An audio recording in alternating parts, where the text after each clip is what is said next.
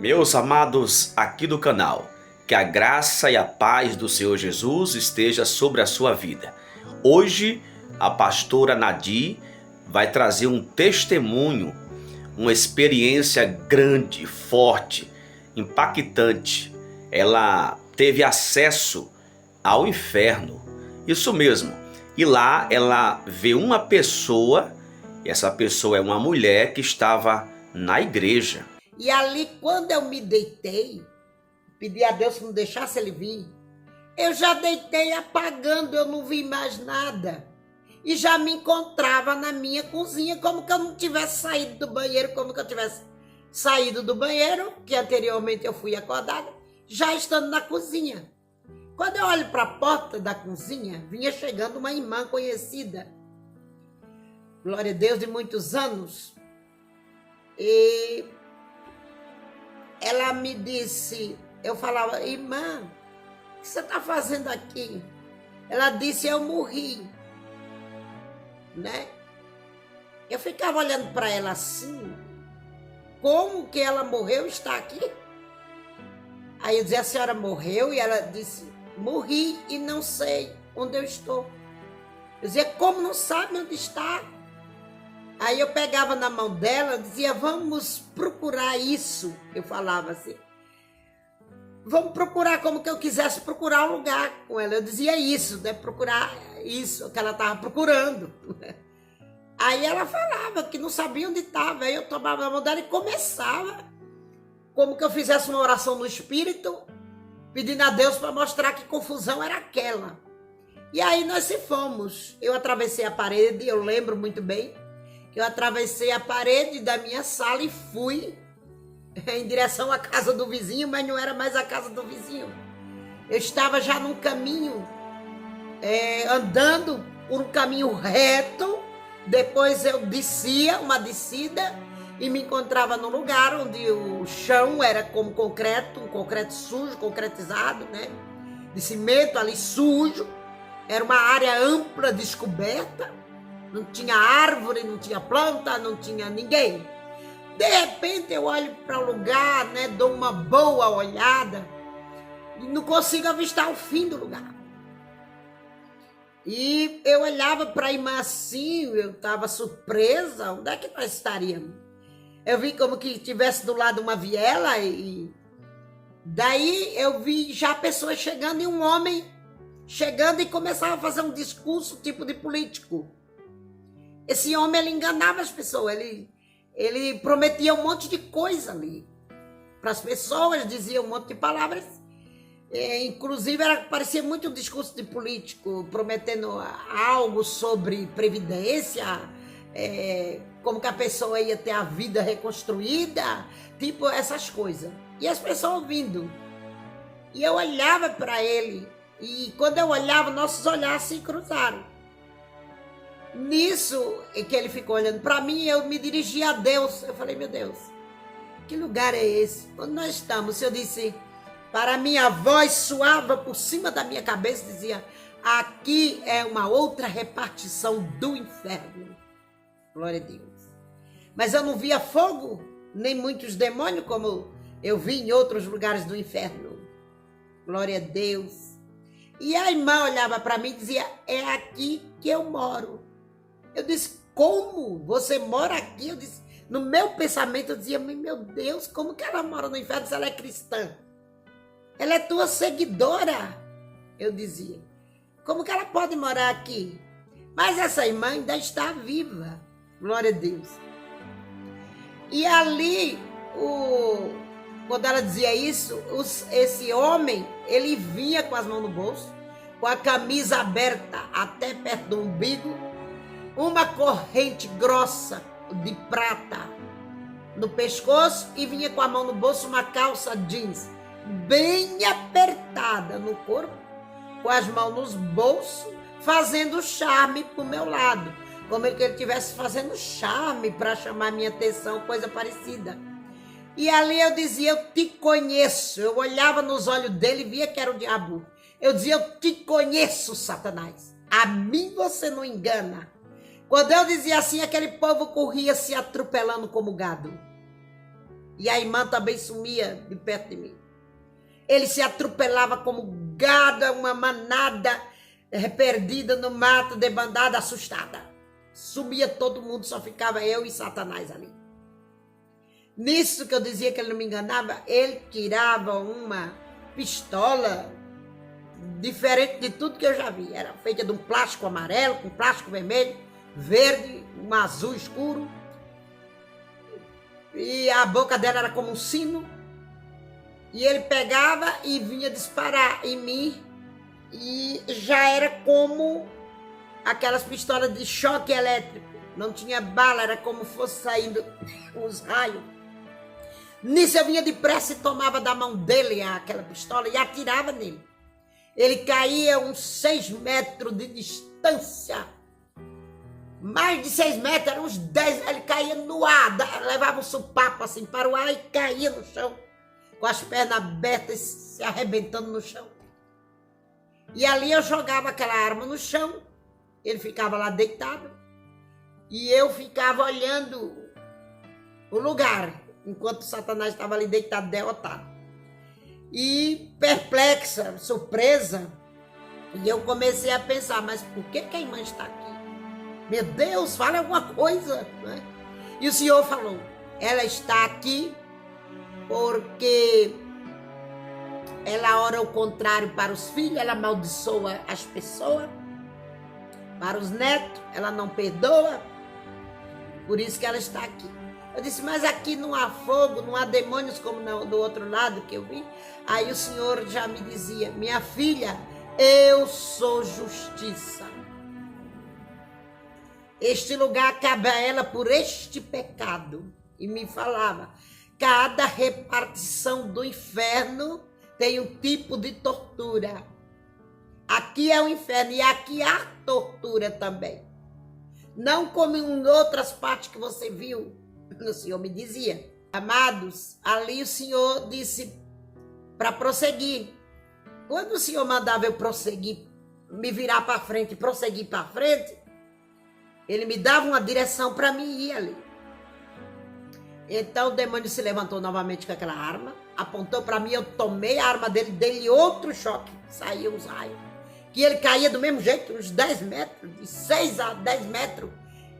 Que eu não sei calcular, irmãos, essas coisas na eternidade é difícil. E ali eu pegava essa arma e quebrava todinha, desfazia ela todinha, eu quebrava, deixava ela os frangalhos no chão. E ali o Senhor disse, prossiga. Quando eu prosseguia, que eu chegava na distância, ao pé de uma montanha, ali eu via 2 repartições, como uma sala aqui, no pé da montanha, né, como se fosse esculpido na montanha, aquelas 2 salas germinadas. E era uma carpintaria e uma olaria. E ali eu ficava olhando. Tinha barro molhado, tinha madeira suja e podre, tinha o barro já molhado e como que ele tivesse começado a ser moldado. Tava uma bola em cima de uma mesa, como que alguém pegou aquela argila, molhou, fez uma bola, modelou e deixou ali, tá todo molhadinho. E outras terras secas, um barro seco, esturricado. Assim também a carpintaria, né? Tinha madeira de lei, madeira boas, madeira, tudo para ser trabalhada. Mas estava tudo ali abandonado, umas pelo chão, outro em cima de umas tábuas, em cima de uma mesa. Tudo ali abandonado, como que aquilo ali tivesse desativado. E ali eu fiquei olhando aquela montanha, aquelas coisas sem entender, e o Senhor me disse que ali ele começou a fazer a obra nos vasos aqui na terra. Mas não aceitaram o plano de Deus, não aceitaram a luta que veio. Começaram a pedir dom, começaram a pedir que Deus os usasse aqui na terra, mas não suportaram as lutas. As lutas vieram, né? E as pessoas fracassaram. Deus não fracassa. O Senhor não é fracasso. Mas elas não aceitaram, elas começaram a murmurar e morreram nesse pecado sem arrependimento. Irmão, morrer nessa terra sem arrependimento é inferno na certa. Não se arrependeram, não deixaram o Senhor fazer a obra. Então, Uns Deus ainda peneirou nos hospitais, nas UTI, e levou salvo. Outros Deus não pôde salvar porque apostataram-se da fé e morreram nessa murmuração, lutando contra Deus, contra a sua obra, murmurando, blasfemando. Então Deus nos salvou. Alguns, o Senhor me mostrou e tem me mostrado que ele precisa levar ao hospital, fazer quebraduras lá na UTI para poder dar a salvação. Senão não herda, sem purificação, não herda o reino de Deus. Então aquela carpintaria ficou desativada porque era obra de Deus, foi desativada para aquelas pessoas. Estava desativada para aquelas pessoas que foram para lá, para aquele lugar, porque eram pecados, vamos dizer assim, pecados pequenos, mas levou à morte. Não era pecado como roubos, assassinatos, adultério. Era pecado de murmuração. E nós sabemos que o povo do deserto pereceram por causa da murmuração, onde a terra abriu-se e engoliu aquela turma que se levantou contra Moisés murmurando no deserto, né? E ali Deus mandou prosseguir, e eu olhava, só tinha montanhas, e comecei a ver montanhas verdejantes. E daí eu lembrava que o irmão vinha, eu sabia que eu estava arrebatada, que o irmão vinha pintar o quarto, e eu dizia a Deus: Senhor, não deixe o irmão tal, não vou falar o nome dele, vir. Eu falava o nome do irmão, eu dizia: não deixe o irmão tal vir pintar o meu quarto, senão ele vai me acordar, vai acordar meu neto. Não deixe o meu neto acordar. Eu pedia, eu sabia que eu estava arrebatada, que eu estava na eternidade. E eu orava pedindo a Deus que não deixasse, glória a Deus, essa criança acordar e nem o irmão vir. E o irmão não veio, glória a Deus. E né, nós andamos vendo as montanhas, e ali, glória a Deus, eu vi aquelas montanhas e dizia: eu conheço essas montanhas, eu conheço essas terras. Comecei a me familiarizar com aquelas terras. E eu dizia: aqui é as montanhas de Emanuel. Olhava para o lado, só montanha. E era muito longe a jornada, eu olhava para frente, eu não via nada, e o Senhor dizia: prossiga.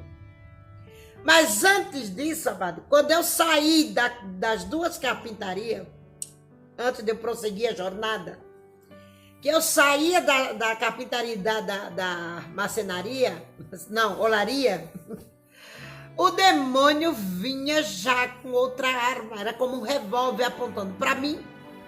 E ele pôs bem na minha nuca. E eu disse: agora, meu Deus, ele vai atirar e vai me matar.